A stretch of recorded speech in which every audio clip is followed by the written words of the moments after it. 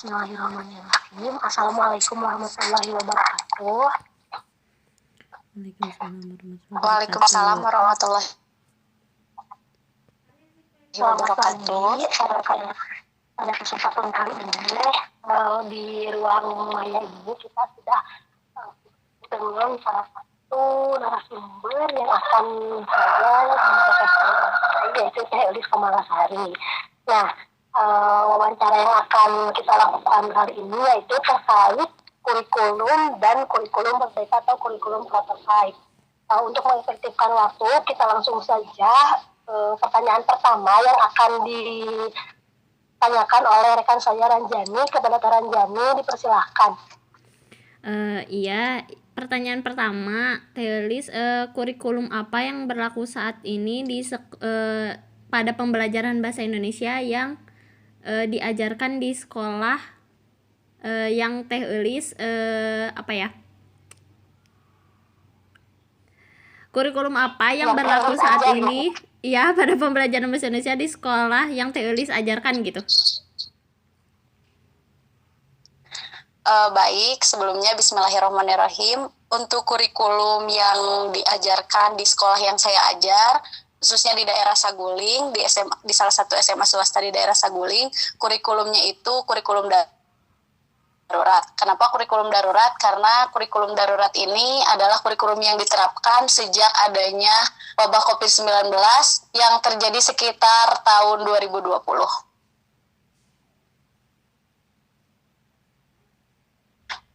Oke, baik Teteh. Selanjutnya, pertanyaan kedua yaitu dalam pengimplementasian kurikulum itu apa saja sih tantangan yang Teteh hadapi gitu selaku guru?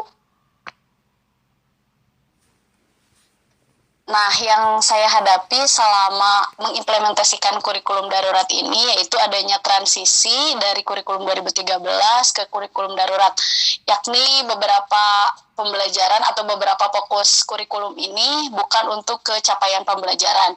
Jadi banyak tujuan pembelajaran yang tidak tercapai dalam melakukan dalam mengimplementasikan kurikulum.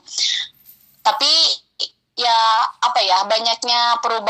adanya perubahan ini sangat memberikan perubahan yang signifikan, terutama tadi pada proses pembelajaran, pada pencapaian pembelajaran. Jadi banyak, karena tujuan adanya kurikulum darurat ini adalah kurikulum yang situasional, kurikulum yang tidak memberatkan siswa, fokus pada pembelajaran. Yang penting, karena kurikulum darurat ini kan kurikulum yang hanya memfokuskan yang penting siswa dapat mengikuti pembelajaran. Tidak harus siswa mengetahui seluruh pembelajaran, yang penting kondisinya sehat, kan seperti itu kurikulum darurat ini. Terutama kan pembelajaran yang dilakukan di rumah, BDR.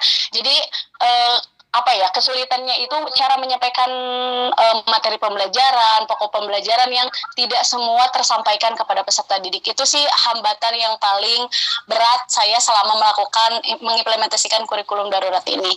Terutama untuk daerah saya sendiri, masih banyak siswa yang belum memiliki gadget, belum memiliki gawai yang mumpuni untuk mengikuti pembelajaran. Jadi banyak peserta didik yang tidak maksimal dalam melaksanakan dan mengikuti pembelajaran.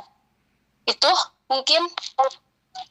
Oke, baik Teh. Karena mungkin di daerah Saguling itu belum merata mungkin ya Teh, sama seperti di daerah-daerah saya juga kendala sinyal ataupun alat-alat untuk penunjang pembelajaran seperti itu ya Teh. Iya betul. Apalagi untuk daerah Saguling sendiri, media pembelajaran juga kita tidak bisa memaksa siswa untuk mengikuti tren masa kini seperti Zoom, Google Meeting. Banyak sekali siswa yang keberatan dari segi gawainya, dari segi kuotanya, dari segi sinyalnya. Jadi mungkin itu kendala yang sangat berat bagi saya seorang guru untuk menerapkan kurikulum darurat itu sendiri. Oke, baik Teh. Lanjut Teh. Apakah selama pembelajaran itu, apakah kurikulum itu sesuai gitu dengan kebutuhan sekolah dan kebutuhan siswa di sekolah Teh? Kalau untuk kurikulum sendiri, sebenarnya Kemendikbud menganjurkan untuk adanya perubahan ke kurikulum darurat itu disesuaikan dengan kebutuhan dan keadaan. Karena nggak mungkin kan dalam situasi wabah COVID-19, dalam situasi pandemi, pembelajaran harus sesuai dengan tujuan pembelajaran, harus mencapai kurikulum dan lain sebagainya. Sebenarnya untuk kurikulum darurat ini sudah sangat sesuai sebenarnya, sudah sangat sesuai. Karena apa? Karena guru tidak diberatkan untuk memberikan pembelajaran sebagaimana mestinya, juga siswa tidak diberatkan untuk mencapai pembelajaran sesuai yang diharapkan oleh kurikulum itu sendiri. Karena kan kurikulum darurat ini tidak membebani pada hasil belajar siswa, tapi membebani kepada proses belajar siswa, bagaimana siswa bisa tetap mengikuti pembelajaran walaupun dalam situasi pandemi. Seperti itu. Kalau menurut saya sesuai. Walaupun belum berhasil gitu ya dalam melaksanakan atau mengimplementasikan kurikulum itu.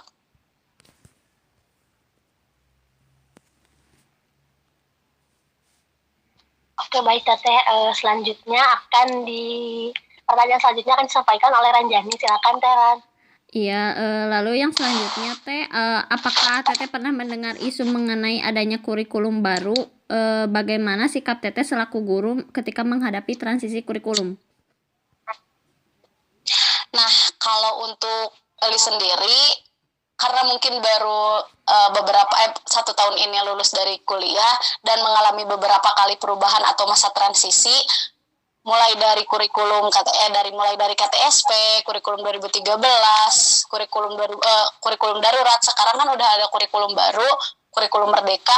Transisi atau perubahan itu sendiri ada perubahan ke hal-hal positif juga hal-hal negatif kalau menurut saya sendiri. Kalau untuk hal-hal positif pasti akan ada upgrading atau ada peningkatan baik secara kualitas, mutu, pendidikan, tujuannya lebih inovatif lagi. Tapi untuk kendalanya sendiri, kita sebagai guru harus bisa mengikuti dan harus bisa menerima perubahan-perubahan yang menurut Eli sendiri tidak semua guru bisa secara mudah untuk memahami atau mengikuti masa transisi dari kurikulum sebelumnya ke kurikulum yang baru. Karena dalam pengimplementasian kurikulum sendiri masih banyak yang misalnya kurikulum 2013 juga belum dirasa sempurna, udah ada pergantian lagi ke kurikulum yang baru. Kurikulum yang baru juga baru diterapkan, udah ada pergantian lagi. Mungkin itu menjadi transisi itu bisa menjadikan kelemahan bagi guru karena guru harus terus belajar juga memahami kurikulum sehingga bisa mencapai maksud dan tujuan dari kurikulum itu sendiri dibuat gitu oleh pemerintah atau oleh Kemendikbud sendiri. Mungkin itu sih kalau tanggapan dari masa transisi kurikulum itu. Oke Teh. Baik, lalu yang selanjutnya apa pendapat Teteh tentang kurikulum merdeka atau kurikulum prototype? Nah, kalau untuk kurikulum merdeka sendiri ini sangat sangat menarik kalau bagi Ali sendiri, karena kita sebagai guru diberikan wadah, diberikan diberikan platform yang yang bisa memudahkan. Salah satunya kan POM yang platformnya itu Merdeka Mengajar. Nah, di mana guru diberikan wadah atau misalnya satu aplikasi yang kita bisa unggah atau kita bisa lihat di Play Store yang bisa kita mudah. Di sana sudah terdapat materi pembelajaran, bahan ajar, RPP dan lain sebagainya. Jadi kita kalau misalnya nanti bisa kita tidak diberatkan untuk membuat RPP, tidak diberatkan untuk membuat bahan ajar. Cuma mungkin kalau untuk saya sendiri, kurikulum merdeka ini yaitu adanya masa transisi, jadi kita harus belajar lagi. Apalagi untuk kurikulum merdeka ini kan kurikulum yang kita bisa garis bawahi, kata merdeka itu kata bebas ya. Bebas maksudnya kita sebagai guru diberikan keleluasaan untuk mengajarkan materi atau bahan ajar yang sudah ditentukan oleh kurikulum, tapi kita bisa mengkreasikan apa yang bisa kita sampaikan ke peserta didik. Tapi yaitu ketika memang kita menerapkannya di wilayah tertentu, di wilayah yang memang seperti seperti alat-alat yang bisa menunjangnya itu belum terpenuhi, itu menjadi kelemahan sendiri. Tapi kalau misalnya untuk kurikulumnya itu menurut saya pribadi, kurikulumnya itu sangat bagus dan memberikan keleluasaan untuk peserta didik juga pendidik. Tapi kembali lagi ke situasi di mana kurikulum itu diterapkan. Ketika kurikulum itu diterapkan di sekolah yang sudah siap, maka kurikulum itu akan mudah dan berhasil untuk diterapkan. Tapi ketika kurikulum itu diterapkan di sekolah yang masih belum siap, itu kembali lagi pasti akan banyak kesulitan, juga ada ketidakberhasilan atau ada gap kesenjangan antara kurikulum yang akan diterapkan atau kurikulum merdeka ini. Jadi kalau menurut Elisma gimana situasi dan di mana kurikulum itu diterapkan, maka kita tidak bisa menentukan keberhasilannya gitu. Oke, baik Teteh, dapat dipahami. Terima kasih sekali atas jawaban-jawaban dari pertanyaannya. Mungkin dicukupkan karena pertanyaan dari kami dan jawaban dari Teh Elis juga sudah sangat mencukupi kebutuhan jawaban dari tugas wawancara ini. Sebelumnya mohon maaf sekali apabila terdapat kesalahan dalam penyampaian entah dari saya ataupun dari Teh Ranjani. Terima kasih banyak telah meluangkan waktunya Teh Elis. Semoga menjadi amal kebaikan. Amin. Terima kasih Teh Elis. Wassalamualaikum warahmatullahi wabarakatuh. Waalaikumsalam warahmatullahi wabarakatuh. Terima kasih kembali. Iya, terima kasih ya Teh ya.